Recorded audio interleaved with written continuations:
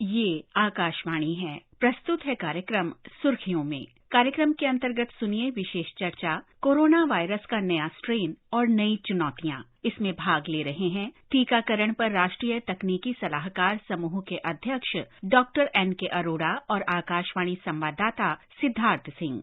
सबसे पहले अपनी चर्चा की शुरुआत उस विषय से करते हैं जिसे लेकर पूरा विश्व चिंतित है। हम बात कर रहे हैं कोविड-19 के नए वेरिएंट ओमिक्रॉन की। इस वेरिएंट के कारण बहुत सारे देशों ने अफ्रीकी देशों की यात्राओं पर प्रतिबंध लगा दिए हैं और इस वायरस के संक्रमण की क्षमता भी काफी ज्यादा बताई जा रही है, जो चिंता का विषय है। अभी तक डॉक्टर अरोड़ा, इस स्ट्रेन के बारे में क्या कुछ जानकारी मिली है? ये जो वेरिएंट है, ये अभी पिछले 2-3 हफ्ते में ही इसको डिस्कवर किया गया है, इसका पता चला है। और शुरुआती दौर में साउथ अफ्रीका के एक खास प्रांत में, प्रिटोरिया जो प्रांत है, उसमें मिला था। इस वायरस की जो विशेषता है कि आमतौर पे वायरस अपनी रूप बदलता रहता है, स्ट्रक्चर म्यूटेशंस होते रहते हैं, लेकिन इस वायरस में एक साथ 70 के लगभग म्यूटेशंस हुए हैं और 30-32 म्यूटेशन जो है उस जगह पे हुए हैं जो हिस्सा वायरस का मनुष्य के शरीर में जाके चिपकता है और जहां से वो शरीर में एंटर करता है। तो एक साथ जब इतने सारे म्यूटेशन हुए तो आपने 3 बातें कही, संक्रामकता कितनी है, वैक्सीन अफेक्ट करती है, और तीसरी चीज है कि इसमें बीमारी गंभीरता का। तो अभी हमें पता नहीं है ये, क्योंकि बहुत जल्दी है, लेकिन एक चीज समझ आई कि हफ्ते 2 हफ्ते के अंदर जहां पर 100% डेल्टा थे, वहां पर ये वाला वेरिएंट उसको ओवरटेक कर दिया, यानी सारे नए मरीज इसके थे। तो इस बात को लेकर बहुत अधिक चिंता हुई है और तभी WHO ने बिना कोई देरी किए हुए इसको वेरिएंट ऑफ कंसर्न है और सारी दुनिया में इससे सावधान रहने के लिए और बचने के लिए उपाय शुरू कर दिए। डॉक्टर अरोड़ा, आपसे जानना चाहेंगे कि कोरोना वायरस का ओमिक्रॉन स्ट्रेन दूसरे स्ट्रेन से कैसे अलग है और इस वेरिएंट को WHO ने वेरिएंट ऑफ कंसर्न कहा है। ये वेरिएंट दूसरे वेरिएंट के स्ट्रक्चर से बहुत अधिक भिन्न है। आमतौर में वायरसेस की एक प्राकृतिक प्रक्रिया होती है कि वो समय समय पर अपना रूप बदलते रहते हैं। तो जो चाइना का वुहान वायरस था, वो अल्फा बना, बीटा बना, गामा बना, फिर डेल्टा हुआ। हर एक का अपना अपना प्रारूप है और अपनी अपनी उनकी विशेषताएं। तो डेल्टा में यह है कि बहुत तेजी से फैलता है, लेकिन बीमारी भी उसके साथ ज्यादा होती है और इस सारे विश्व में ये फैला। अब ये वाला वायरस जो है, इसमें जो विशेषता है कि इसमें म्यूटेशंस बहुत ज्यादा हुए हैं। आमतौर पे वायरसेस में 2 या 3 जगह चेंजेस आते हैं, इसमें 70 जगह चेंजेस आए हैं और 30 जगह वो चेंजेस आए हैं जो हिस्सा मनुष्य के शरीर में जाके चिपकता है और जहां से वायरस एंटर करता है। इस वजह से इस वायरस को WHO ने वेरिएंट ऑफ कंसर्न तुरंत इसको डिक्लेयर किया है, क्योंकि सावधानी की जरूरत है। नॉर्मल स्ट्रेन्स हैं कोविड के, उससे काफी अलग है ये, और इतना ज्यादा म्यूटेशन होता है, तो क्या किसी और वायरस में भी इस तरह का म्यूटेशन देखा जाता है इतनी बड़ी मात्रा में?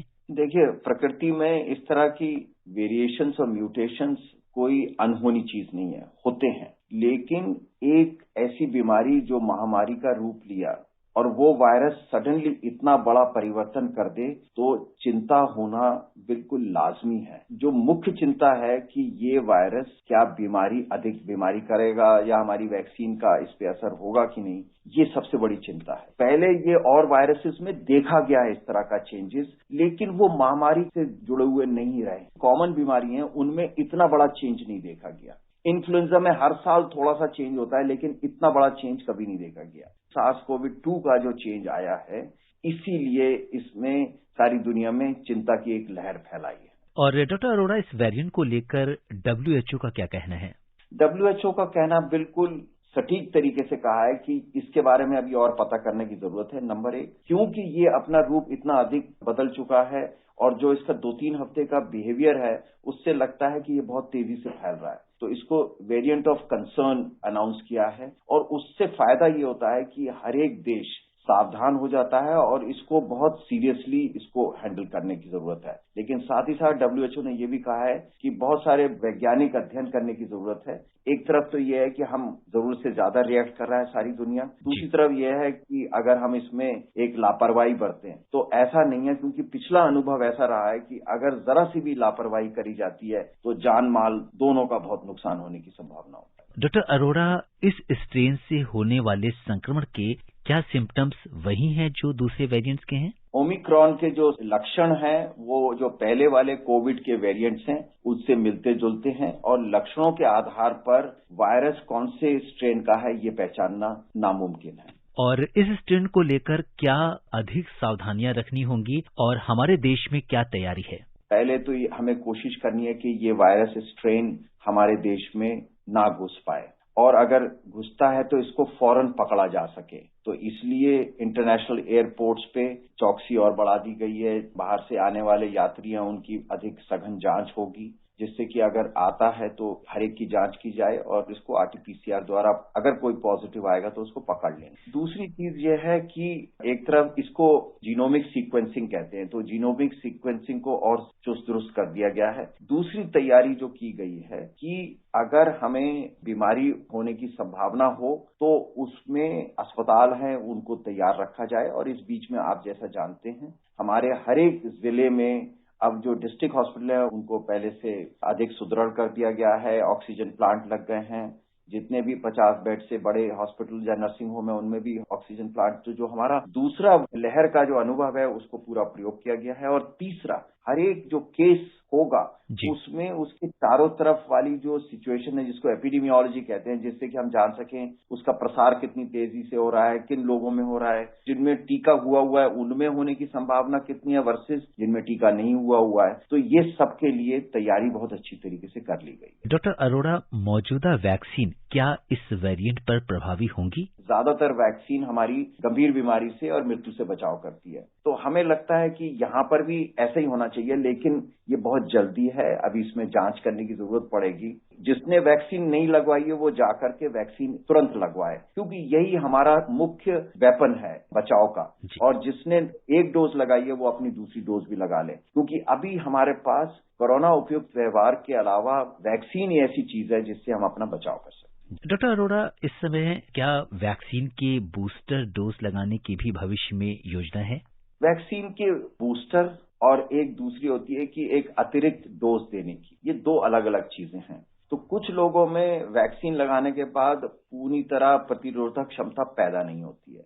उनमें जो विशेष तरह के लोग हैं, जो कैंसर के मरीज हैं, जो विशेष दवाइयों से हैं, तो इन लोगों को जब एक एक्स्ट्रा डोज दी जाती है जिससे कि उनका प्रतिरोधक क्षमता पहले से बेहतर हो जाए। दूसरा होता है कि शुरू की 2 डोजेज दी गई, उसके एक फिक्स्ड टाइम के बाद एक तीसरी डोज दी जाए, उसको बूस्टर कहा जाता है। इस बारे में एक समग्र नीति बनाई जा रही है। अगले हफ्ते 2 हफ्ते में इसको सार्वजनिक कर दिया जाएगा, क्योंकि हमें इसमें जो वैज्ञानिक साक्ष्य है उसके आधार पर निर्णय लेना है। वैक्सीन की कोई कमी नहीं है, इस समय प्रचुर मात्रा में उपलब्ध है, लेकिन जो भी निर्णय लिए जाएंगे या लिए जा रहे हैं या लिए गए वो सब वैज्ञानिक साक्ष्यों के आधार पर किए गए हैं। जी। और डॉक्टर अरोड़ा, आने वाले समय में भारत में कौन कौन सी नई वैक्सीन मिलने वाली है? बहुत ही गर्व का विषय है कि आने वाले समय में भारत में विकसित और निर्मित बहुत सारी वैक्सीन आने वाली है। हम ऑलरेडी जानते हैं कि कोवैक्सीन है जो भारत में निर्मित है और विकसित है। इसके बाद ज़ाइकोवी-डी जो कैडिला जाइडस की है, डीएनए की दुनिया की पहली वैक्सीन, वो पूरी तरह यहाँ पर विकसित और निर्मित है। फिर हमारे एक प्रोटीन सब यूनिट की वैक्सीन कहते हैं और वो बायोलॉजिकल ई कार्बोवैक्स के नाम से, सीरम इंस्टीट्यूट है वो कोवावैक्स के नाम से वो भी बन रही है। और स्वदेशी एक mRNA वैक्सीन है जो जनवरी में आ जानी चाहिए, और जो बाहर की जो mRNA वैक्सीन है उससे बहुत बेहतर है। उसका टेम्परेचर की रिक्वायरमेंट भी 2 से 8 डिग्री है। तो एक बहुत ही जिसको कहते हैं रोबस्ट पाइपलाइन, बहुत सारी वैक्सीन आने वाली हैं और हमारे लिए तो प्रचुर मात्रा में उपलब्ध हैं। कोविशील्ड इस समय ऑलरेडी 25 से 30 करोड़ डोजेज पर मंथ बना रहे हैं। अगले आने वाले समय में हम अपनी जरूरत तो पूरा करेंगे ही, और लगता ऐसा है कि हमारे पास 3 से 5 अरब डोजेज होंगी सारी दुनिया को, बाकी लोगों को भी टीका लगाने। डॉक्टर अरोड़ा, आप कार्यक्रम से जुड़े बहुत बहुत धन्यवाद। बहुत बहुत धन्यवाद। अभी आप सुन रहे थे विशेष चर्चा कोरोना वायरस का नया स्ट्रेन और नई चुनौतियां। इसमें भाग ले रहे थे टीकाकरण पर राष्ट्रीय तकनीकी सलाहकार समूह के अध्यक्ष डॉक्टर N.K. अरोड़ा और आकाशवाणी संवाददाता सिद्धार्थ सिंह। ये कार्यक्रम आकाशवाणी के समाचार सेवा प्रभाग द्वारा प्रस्तुत किया गया। इसे आप हमारे mobile app news on AIR और YouTube channel news on AIR official पर भी सुन सकते हैं।